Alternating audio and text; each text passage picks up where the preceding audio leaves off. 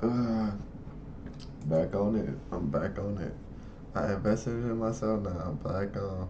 All right, today we got Charleston. Has a real message for Yungeen and Yella Beezy. I watch damn near every Charleston White interview. I might as well record it. And the first one did good, so this I'm gonna drop the part two. Probably I was gonna drop it. I should drop the part two, but I already watched that part and like it's the beginning of the interview. So I'm gonna drop this. See what they do.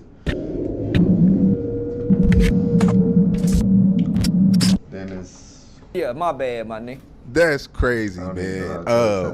No, it's funny. Our last interview, Fulio passed away a month ago. I got something to do in the morning, so Now, as you can see, his account is still it's gonna be a quick little video. Like, comment, subscribe. rolling. Somebody, I guess he's a demigod. He isn't really technically dead. That Still dead doing. in the motherfucker. That nigga dead in the motherfucker. Whoever running that account is dumb and stupid. And they couldn't wait for him to die to play like they was him. Yeah, that's one of them riding that homeboy. Nigga couldn't wait for you to die. They got access to your account. My nigga down, hum, because if whoever really love him and care about him, they wouldn't be doing that account like that if they really f with him. Yeah, that's one of them homeboys that's f***ing his baby mama. That might have. If you're a business owner, then animated explainer videos are the best way to capture attention, get more followers, and drive more sales. They're engaging I might skip this out. to watch, super shareable, convert better, and make. Yeah, I'm gonna buy it. I need some animated videos. I'll go back to it though. In fact, that might be the nigga that girl f***ing go with. That's who that is. Yeah, there ain't nobody that love him and care about him. Did you see the surveillance with the 3 guys? No, his death really ain't that interesting. Yeah. Yeah, it was only sad at first, and it was sad.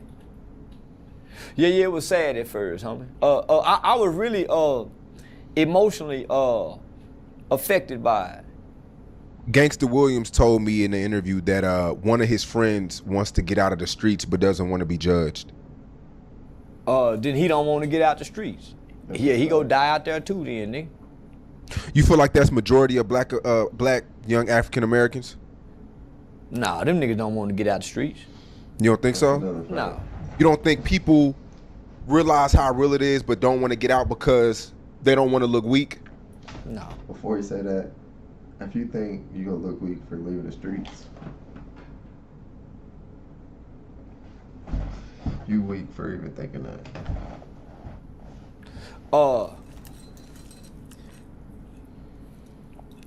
It's real easy to get out the streets. Just get out. Don't go over there no more. Just that easy. Don't go out. Don't go over there no more. It's real easy, homie.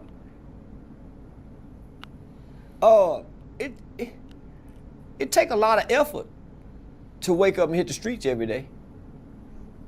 Take a lot of effort. So,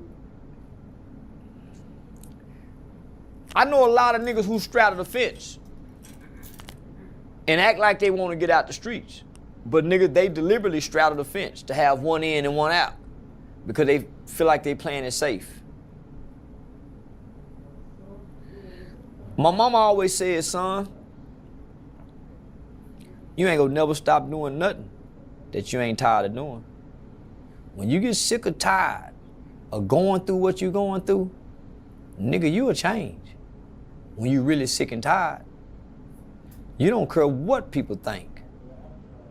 You don't care how they looking at you, homie. Nigga, I'm tired of this shit, homie. Man, f you niggas. But nigga, when you a weak boy, acting like a man, then you base your decisions based off what people think about you. So now I don't think that boy really want to come out the streets. He just weak. Yeah, he gained 900,000 followers after he died. Man, don't y'all wait till I die to do me like that. He gained almost 1 million followers after he died. Man, don't do me like that. What do you think it is? It seems like people are obsessed, or it's like this big like people are fascinated with death. No, they're not. You don't think so? Because if people are fascinated with death, why they seem like they moved by death? You can't speak on dead people. If they were really fascinated, then why do they try to protect? Well, you can't speak on dead people. You got to, if they fascinated with it. Nah, I think it's one of them things, people don't really know what happens after death. So when somebody dies, it's like it's intriguing. It's like well, they say karma gets you. They say you go to heaven. The people say a bunch of things. I think people are just more. I think people enjoy your downfall, and death is a downfall. It is. Death is a downfall. So I think people enjoy to see your downfall.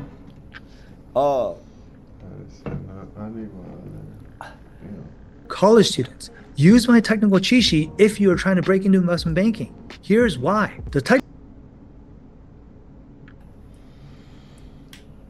The support is real when you don't know it's there. What would you tell Yungeen Ace right now? Yungeen Ace is the guy who Arch Enemies released 2 songs after that. Because Yungeen Ace is in the same boat as a Yella Beezy, I would say. The guy that they were beefing with is dead. It's really hard to keep fans interested when somebody dies. You know, people like to say Yella Beezy fell off this and that, but it's like when Mo 3 died, the story ended. Man, let me just say this, homie. I see this video. I thought that was beefing with Julio. But if these niggas could do interviews, right? If they could do interviews and articulate the history, articulate the story, and humanize this shit. We're gonna watch. They could go on to sell records. Like they could go on and write raps. Let me talk about stuff real quick. I feel like he a Farrakhan 2.0, just younger, a little smarter. Yeah, then I'm starting to get into him because, bro, growth to elevation.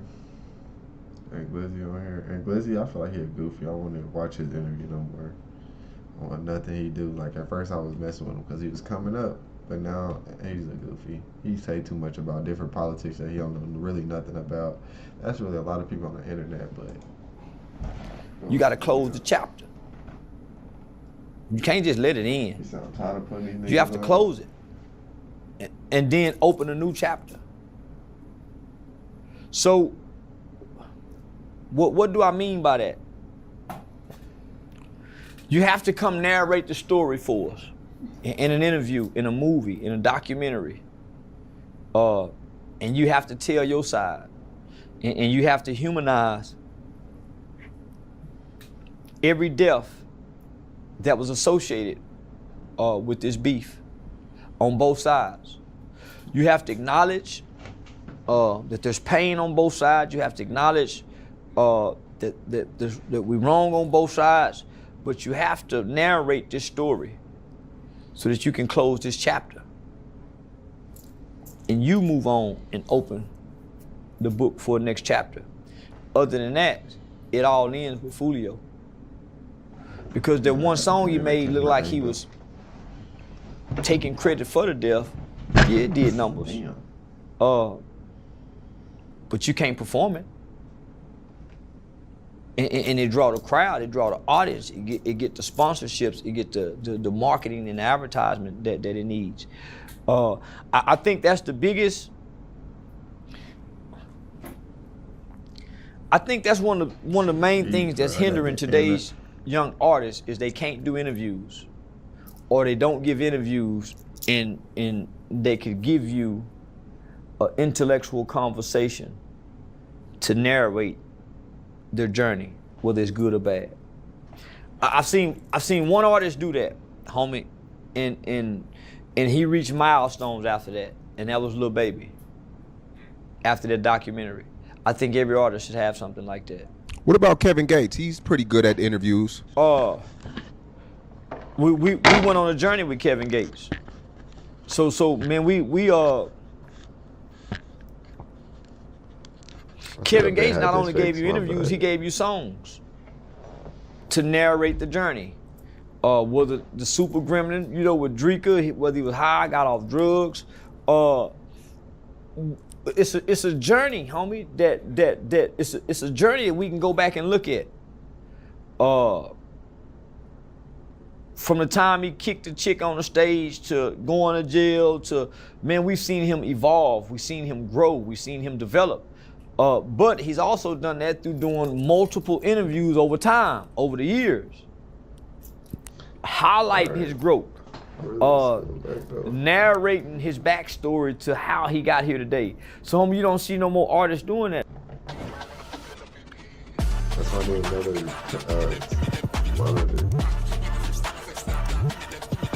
No more. I feel like the greatest rapper out. And I think that's what's keeping them stagnant. That's what's keeping them stuck to who they were compared to where they are now. I noticed Yella Beezy, I noticed Yungeen Ace, a lot of other artists who were their enemy or op or whatever they say died. They act like they don't speak on it. I guess that's the gangster. That's not good for business, but the gangster street image part, they don't speak on it. They never address it. And if they do, it's years later, nobody cares no more. That's what's holding them back. Yep, I think so too. Yeah, homie, that's what's holding them back, homie. When you don't speak on it, it leaves you stuck there. It shows you that you hadn't grown, or we need to see some growth, homie. We need to see something that separates you from this. That's real. I hope they see this too, cause I mean, we need something to separate you from this, because your rap talents. But then that goes against the street code though, when you speak on some this shit. ain't about the street code, homie. You got fans.